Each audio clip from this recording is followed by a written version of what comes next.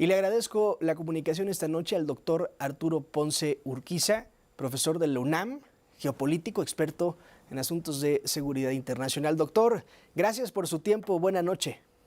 ¿Qué tal? Buenas noches. Siempre agradecido con esta amable invitación. Gracias. Doctor, hasta donde hemos dado crónica en este espacio, pues los cárteles mexicanos sí ejercen violencia con causa política. Para muestra la cantidad de candidatos asesinados en el pasado proceso electoral, sí ejercen actos que generan terror en la sociedad. ¿Cuántas masacres no hemos contado en Guanajuato, por ejemplo, en Tabasco? Hechos de intimidación para la población en Sinaloa. En fin, designar los cárteles como grupos terroristas es un asunto que divide opiniones y que saca varios libritos de quien dice que sí, quien dice que no, doctor. Así es. Yo creo que aquí tenemos que empezar a considerar lo siguiente. Eh, Estamos hablando en dos canales distintos. ¿Sí? México habla de soberanía y del respeto a sus leyes. En eso no tenemos duda alguna. Pero también tenemos que entender la posición estadounidense, que está hablando en términos no de soberanía, en términos de su interés nacional y de su seguridad nacional, en términos de su política de seguridad internacional. Sobre esos tres elementos, tendríamos que estar también haciendo el análisis de cómo nosotros como país, como Estado, tenemos que coadyuvar a ese proceso. Los dos estados, Estados Unidos y México, tienen un problema en común y es precisamente el crimen organizado transnacional. Esos criminales, en efecto, como tú lo dices, han provocado una serie de atentados en contra de la sociedad. Sí. En efecto, Naciones Unidas puede decir eso que hace un momento decían en la nota, pero también es cierto que no hay un consenso con respecto a la definición de terrorismo y su aplicabilidad. Por lo tanto, Estados Unidos, desde su propio fuero como Estado, puede argumentar que un país o una nación determinada puede estar ejerciendo actos desde el interior que contravienen a su seguridad nacional, a sus intereses nacionales y a su política exterior. Así lo dice el memorándum con el cual se dio cabida por parte del Departamento de Justicia y que fue Sí. firmado también por el Departamento de Estado, por Marco Rubio. Es decir, dos entidades muy importantes de la estructura de poder de los Estados Unidos, independientemente que lo haya dicho el presidente Donald Trump.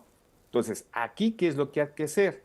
Es entrar en comunicación con esas instancias para tratar de buscar el diálogo fecundo, el diálogo de cooperación, como bien dice la Presidencia de la República. Es decir, nosotros tenemos esta condición de este problema, ustedes tienen la otra. Por lo tanto, tenemos que buscar coincidencias Sí. para solventar la situación.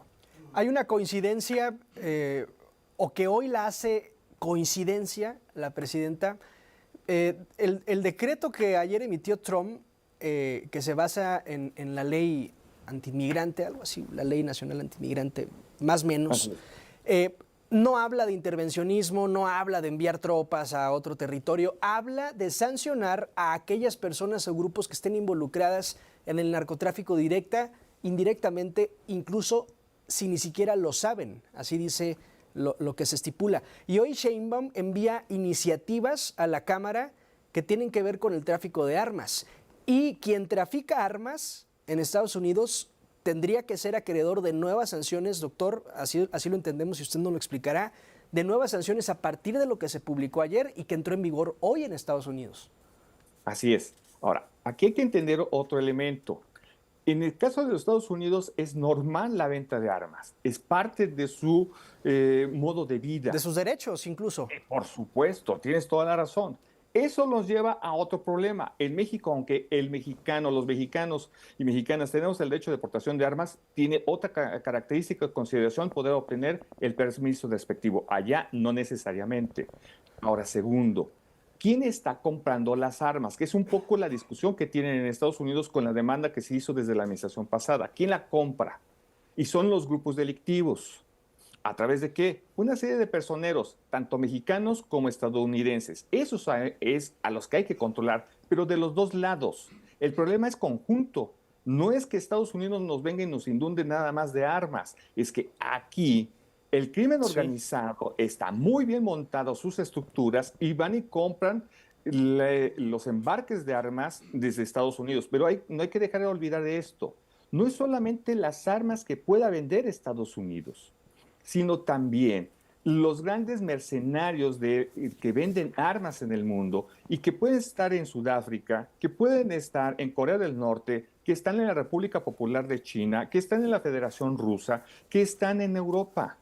Si vamos a señalar a Estados Unidos, también tendríamos que señalar a todos esos vendedores, esos mercaderes de la muerte, por decirles de esa manera, ¿sí? Que están en todo el mundo y que suministran armas al crimen Sí, organizado. que el reclamo es hacia Estados Unidos porque la presidenta insiste que el 78% de las armas incautadas son estadounidenses, es decir, solo un 22% vendría de otro lado. Y esa es otra cosa, si a los delincuentes les ponen un freno en las aduanas y no ingresan más armas ilegalmente, seguramente buscarán otros caminos porque no se van a quedar sin armas.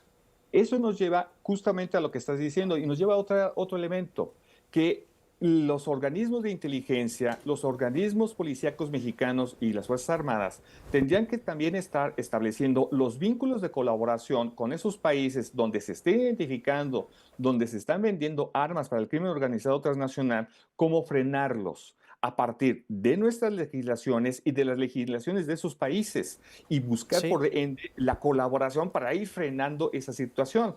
Eso nos lleva a una situación en la que México sería muy viable que propusiera una gran cumbre sobre el control y la regulación de armas. Y eso sería maravilloso, sería una propuesta mexicana que yo creo que muchas naciones sí. del mundo buscarían y verían con muy buena fe para tratar de paliar un tema tan delicado para el mundo entero, porque la proliferación de armas no solamente está en México, Sí. las podemos encontrar en Sudamérica, los podemos encontrar en Medio Oriente, ¿no?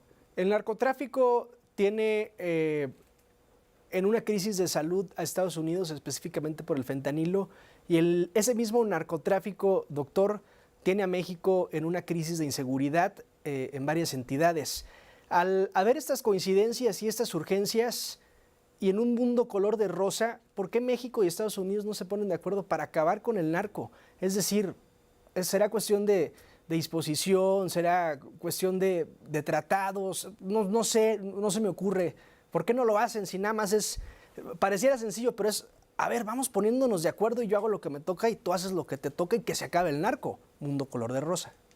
En el mundo de color de rosa, como bien dices, es voluntad política y es conciliación de intereses políticos. El asunto es poner precisamente a las élites políticas de los dos lados a conciliar puntos de intereses y que, como bien dices, pero el proceso de conciliación de intereses va no solamente de controlar los propios cárteles, Sí, es los flujos económicos, la trata de blancas, el consumo, la venta de armas, los negocios subsidiarios, cómo están entretejidos estos grandes, yo ya no los diría incluso cárteles, estos grandes sí, corporativos del crimen organizado, porque se fusionan de esa manera.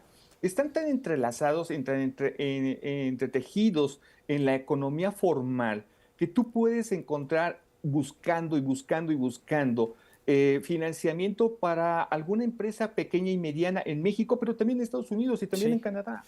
Y eso hace completamente complicado el poderle dar una solución lo más pronta y expedita. Pero ante todo, como yo te decía hace un momento, es voluntad política. Y a veces las posiciones de los partidos políticos impiden poder llegar a esas consideraciones porque esgrimiendo o Sí. bien interés nacional o bien soberanía, pues no puedo tratar ese tema porque me estás agrediendo. No, aquí ya no es de agredir.